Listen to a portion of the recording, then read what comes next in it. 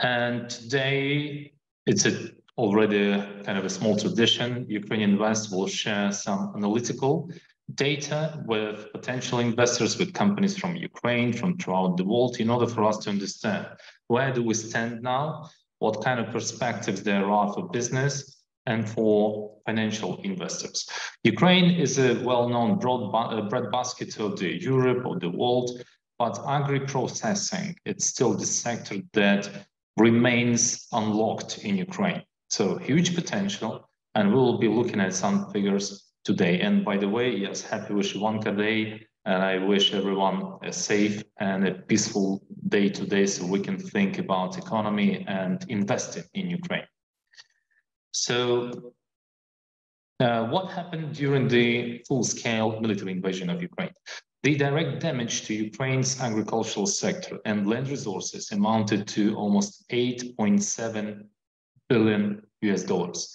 Mainly, agricultural machinery suffered $4.7 billion and grain storage facilities, almost $2 billion. There was a 9% decrease in the size of grain and oil crops cultivated area compared with 2021. 93% of agricultural enterprises reported increase in production costs.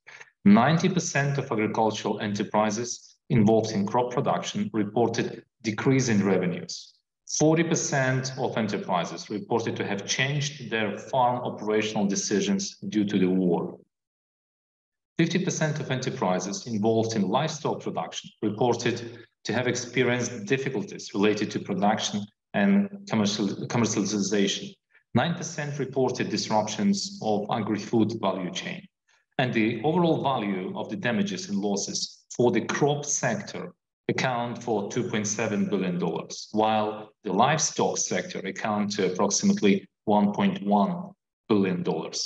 So we can see that the damage is significant, and Ukraine as state reacts to that and trying to stabilize the market, but way more remains to be done in order to go back to previous figures and ensure economic growth specifically in this sector.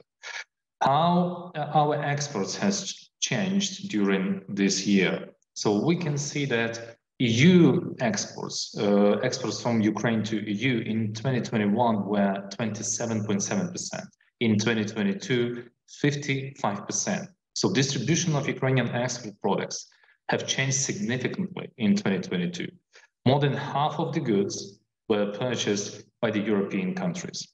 And agricultural exports in 2022 reached 53% of total exports of Ukraine and reached $23.4 billion compared to 40% or $27 billion in 2021. I will briefly remind you about Ukraine's role in world agriculture. So we are number one in terms of exports of sunflower. We are number one in terms of exports, global exports of sunflower meal. We are number two in terms of exports of sunflower oil, and number three in terms of exports of rapeseed globally. And the rest of the figures you can see, they are also very interesting to portray activities of the agricultural sector in Ukraine. We have decided to show you a comparison of Ukraine to two European countries, two countries that are members of European Union for quite some time. So these are France and Poland. France was a member of EU since its inception in 1993. Poland joined in 2004. The total area of square meters of land of Ukraine, Poland, and France, it's similar between Ukraine and France, but we are still the biggest ones in terms of territory. The arable land in Ukraine is more than 400,000 square kilometers. That is bigger than in France and Poland. Organic land, though, in Ukraine is only 462,000 hectares. And in France, due to more developed economy and agriculture, we have 2.5 million. And in Poland, 509,000 hectares.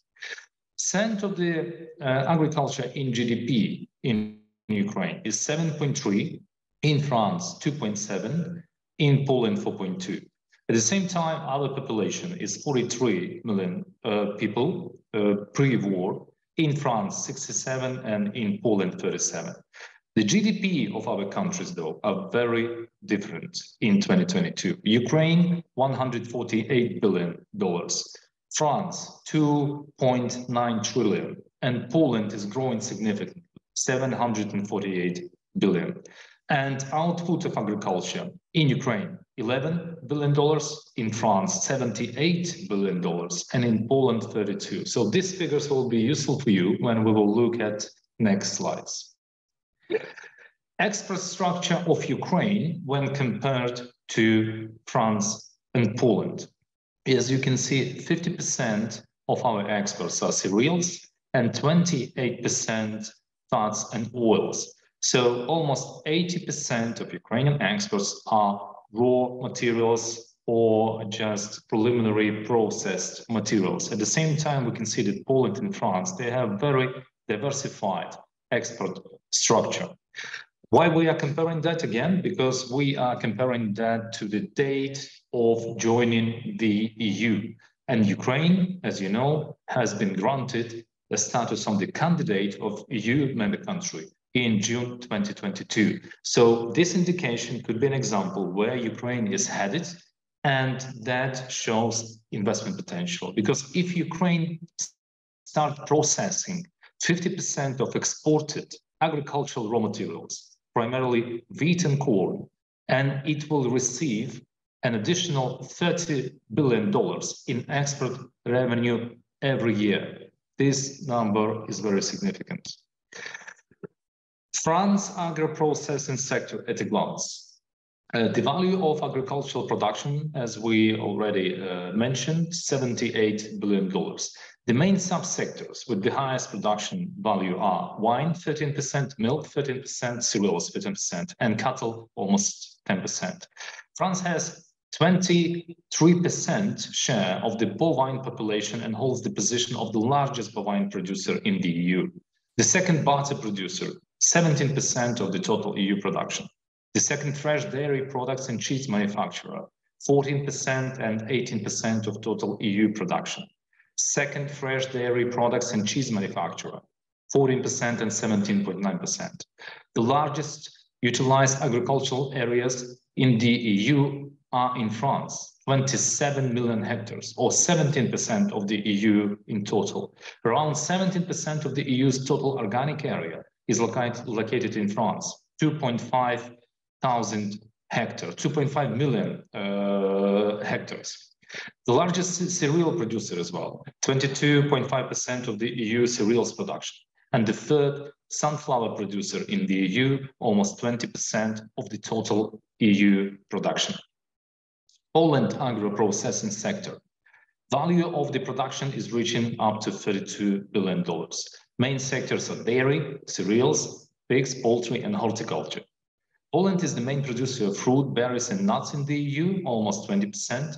The largest apple producer, 34%.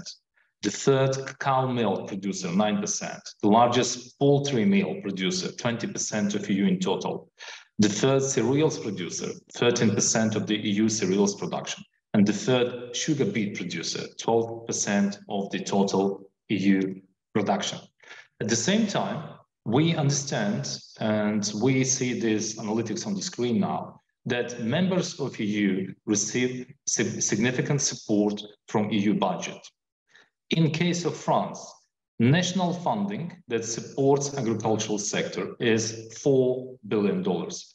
However, from EU, France receives $48 billion of support to agricultural sector.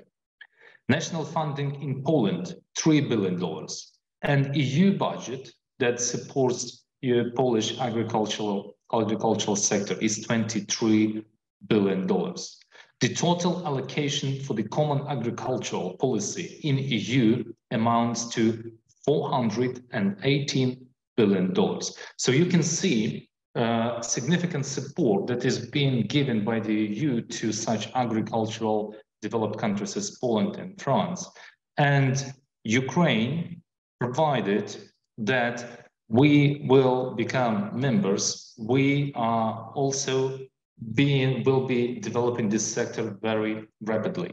But even now, without this support, we compete with players in the EU and throughout the world, and investments in Ukraine are very profitable, specifically in the processing sector. Opportunities for investors in Ukraine. You can see that our infrastructure in comparison with peer countries. We also have diversified imports in Ukraine as other countries. It's our exports that needs to be improved. However, these figures illustrate some investment potential for import substitution. For example, in 2022 alone, Ukraine imported fruits and nuts for $660 million, fish and other products for $627 million, vegetables for $352 million, milk or milk products for $248 million, preparations of grains, products from vegetables and from meat and fish also exported from countries to Ukraine. So why do we think, because it's a good idea, that investment in Ukraine is a profitable business? Because our cost of setting up business is more effective compared to some European countries and countries throughout the world. So you can see that electricity, gas prices and labor costs, they are way lower than in neighboring countries. And Ukraine has very fertile lands. So about 33% of global black soil reserves are located in Ukraine. Also, logistic costs, they are more effective in Ukraine. An average $1 per kilometer. So I would really bring your attention to these areas, because production in Ukraine of these products will give you direct access to local markets. And this is something that has been already purchased by Ukrainians inside of the country.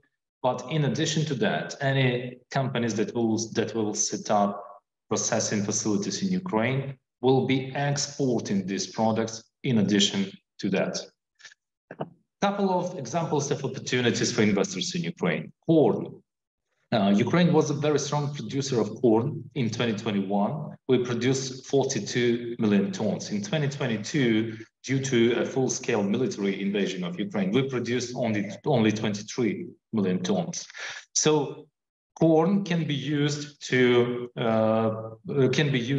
produce several products, food products like cereals, snacks, salad dressing, soft drinks, sweeteners, chewing gum, peanut butter, also animal feeds, industrial products like soaps, paints, corks, polish, adhesives, and rubber substitutes, as well as fermentation products and byproducts such as industrial alcohols, fuel, ethanol, recyclable plastics, industrial enzymes, and other products that also produced in the sector of renewable energy like fuels. At the same time, at this very moment in Ukraine, we use our corn mainly for feed use. Food use is way lower, and we have other uses of corn in Ukraine. Organic production in Ukraine, very promising sector for investments. The total area of agricultural land, as we already discussed, is more than 460,000 hectares. It's 1% of the total area of agricultural land in Ukraine, and it's about 3% of the Europe's organic land. The main organic products that are consumed are milk, dairy products, vegetables, fruits, mushrooms, cereals, groats, flour, seeds, and other. According to the European Commission report, Ukraine has been ranked number 5 out of 126 countries by the volume of organic products imported to the EU. The main organic export products from Ukraine are cereals, oilseeds, and berries. Agtech is a very important sector in Ukraine. The global agri-tech market size was estimated at $17 billion in 2021, and it's projected to reach $41 billion by 2030. So just 7 years away, there will be almost double increase. Ukrainian enterprises already use such innovative solutions, And any investors that will come to Ukraine with agri-tech solutions, they will be able to return their profits at a very quick pace. So this could be electronic field maps, heading indicators, autopilots, GPS monitoring, drones, satellite maps, fuel control sensors, weather stations, and so on. In Ukraine, we already have 40 agri-tech product companies that operate effectively. And here I would like to remind you about state support for investment projects that also relate to agriculture and specifically to agri-processing sector. So if any investor will invest more than 20 million euros in the project, the investor will be able to claim up to 30% of state support of the CapEx investment. This would be given in a form of soft incentives such as 5-year corporate income tax exemption, value-added tax exemption for import of new equipment and components to it, exemption from import duty of new equipment and components as well, construction of related infrastructure, lease of state or communal land plots without auction, land exemption tax, and lower land tax rate.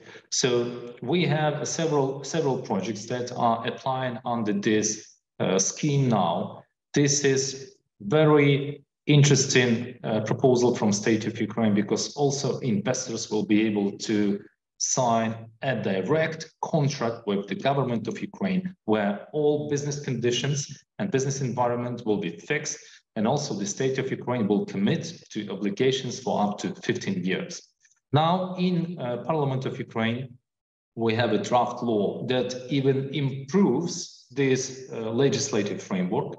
So investors, after this draft law will be passed in second reading, they will be able to start investment project and then apply for state support, which gives more flexibility to investors. The threshold of investments will be decreased from 20 to 12 million euros.